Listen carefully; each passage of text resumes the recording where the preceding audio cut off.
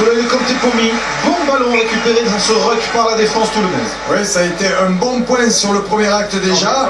Là, si la défense est aussi efficace dans le deuxième acte, eh bien, ça serait plutôt bon signe pour les Toulonnais. Avec cette grosse défense, ces ballons récupérés pour se dégager et là aussi, jouer au pied rapidement, aller dans le cas adverse. Alignement raccourci par les Gallois. Vers leur capitaine, Ludwig Jones, déviation sur Phillips. Phillips pour Bigard, le crochet il est pris avec Shane Williams que l'on a peu vu. Bigard le voici, la charge de Jerry Collins, bien pris aux jambes par Wilkinson. Mais ouvert pour les Gallois, ça va ressortir pour Phillips, renversement avec une petite mésentente. Et ballon qui arrive sur Bishop maintenant. Bishop accroché, attention, il a plaqué ce talentueux centre gallois. Phillips. Bigard, coup de pied à suivre, Saki ou Lamont, et c'est Lamont finalement qui sort en touche. Attention, attention, il y a une bonne défense du côté de Toulon, mais il y a des plaquages manqués malgré tout. Et mais comme il y a beaucoup de solidarité, il y a toujours des joueurs proches du porteur du ballon des Ospreys, ils arrivent à récupérer, il y a relativement un peu de break. Mais attention, en deuxième mi-temps, comme ils vont essayer de porter davantage le ballon, les Ospreys, d'être plus efficaces au plaquage.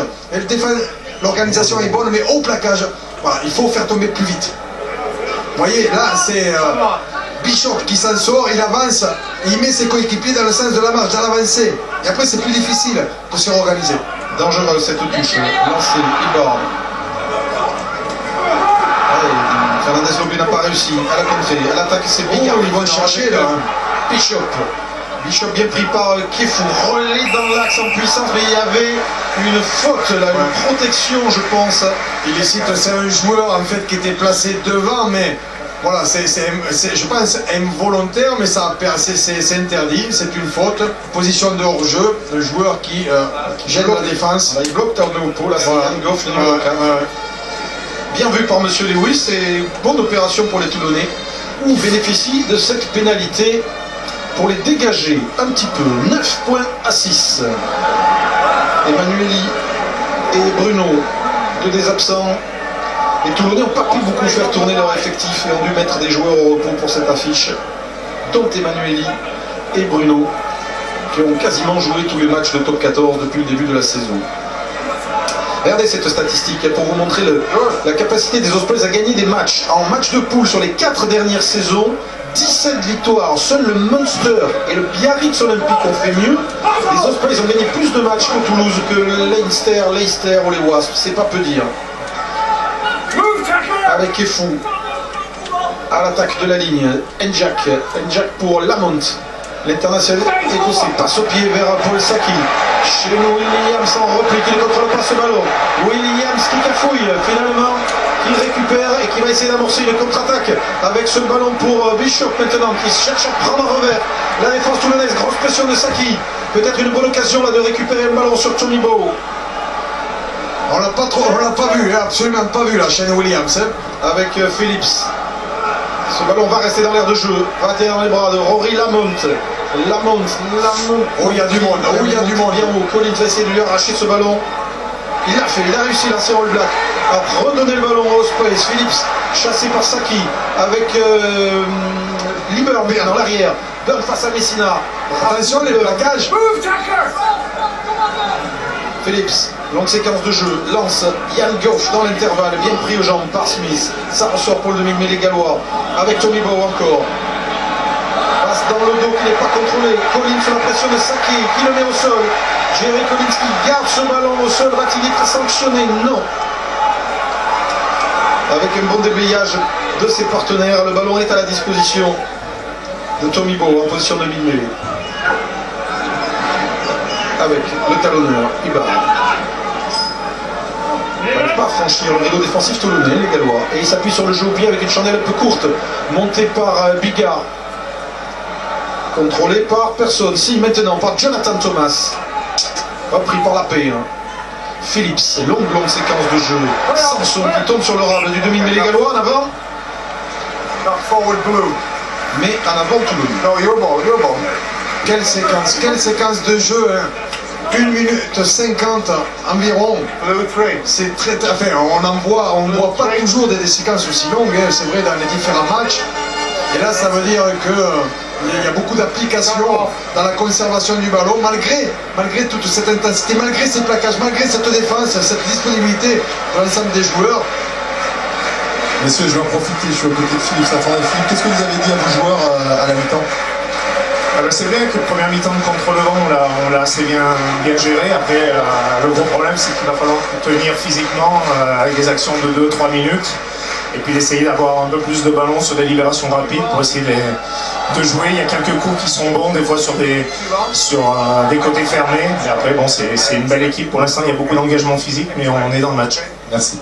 Les frères Saint-André à l'honneur sur nos chaînes ce week-end, puisque Philippe aujourd'hui avec Toulon, et demain sur Sport Plus à 19h, événement, le Lyon Olympique Universitaire, entraîné par son frère Raphaël Saint-André, reçoit Grenoble au stade de Gerland, cher à l'Olympique lyonnais, direct 19h demain sur Sport Plus, choc de la Pro D2.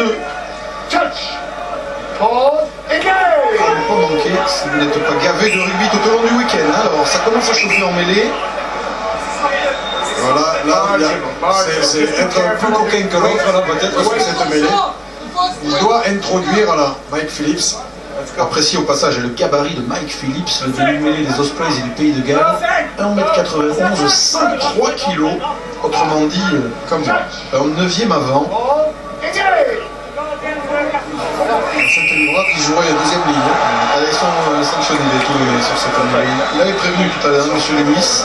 Alors, quel va être le choix du buteur gallois face au vent à plus de 50 mètres? Est-ce qu'il la sent? Oui, manifestement, il ne se laisse pas impressionner par le vent, les buteurs, ni Wilkinson, ni Bigard, qui va la tenter. Voilà, la conquête est importante, on le sait, c'est une des bases. Et là, avec tout le boulot qui a été fait sur le premier acte, voilà, il faut assurer sur le deuxième, sur tous ces fondamentaux. Pour les Gallois, avec une motivation supplémentaire cette saison dans cette H-Cup, la finale aura lieu au Millennium Stadium de Cardiff. Une seule équipe galloise a atteint la finale de la compétition. C'était Cardiff, la première en 96, perdue contre le Stade Toulousain. Voici à propos des Gallois, le capitaine de l'équipe du Pays de Galles, Ryan Jones. Il n'était que remplaçant aujourd'hui. Oui, ils avaient essayé de mettre en fait Thomas pour l'alignement notamment. La pénalité de Bigard, bien tapé, très bien tapé, elle passe. Ce Bigard-là n'est pas un comique. Il remet les Ospreys à égalité avec Toulon, 9 partout. Qui est sorti dans la troisième ligne galloise, mon cher Romain? Le deuxième ligne qui est sorti, c'est Yann Goff, numéro 4. Merci, sachant que le numéro 8, Jonathan Thomas, va passer en deuxième ligne. On avait l'impression que le pilier droit, le pilier gauche là, des Ospreys était parti. On s'en doutait que ça allait être un match difficile, un match serré. La preuve au tableau d'affichage, 9-9, alors que Fernandez Lobo est allé charger Liburn et que Jerry Collins ramasse ce ballon et charge. Collins, libération pour Phillips. Philippe Bigard. Bigard, feinte de passe, ce ballon directement dans les bras de Sanson qui profite au Toulonnais. Allez, conservation, il y a eu de belles séquences longues. Qui est fou. Kubriashvili, il y a encore pratiquement une demi-heure dans ce match. Acharné, gros combat, énorme agressivité, énorme engagement physique. Et Sanson charge ceinturé par Ryan Jones. George Smith, feinte de passe, non, il a voulu s'infiltrer au ras, il est tombé sur Jonathan Thomas.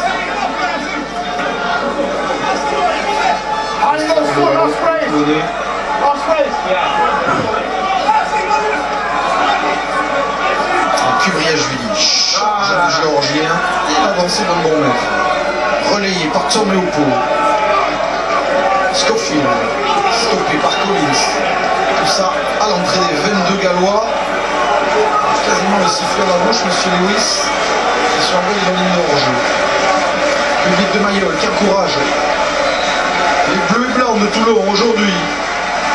On reste dans ce tout petit périmètre. C'est pas sur le large que les Toulonnais espèrent surprendre les Gallois aujourd'hui. Avec une accélération quand même dans l'axe. Là, on est avancé. Scofield percute Adam Jones. Allez, ils avancent les Toulonnais.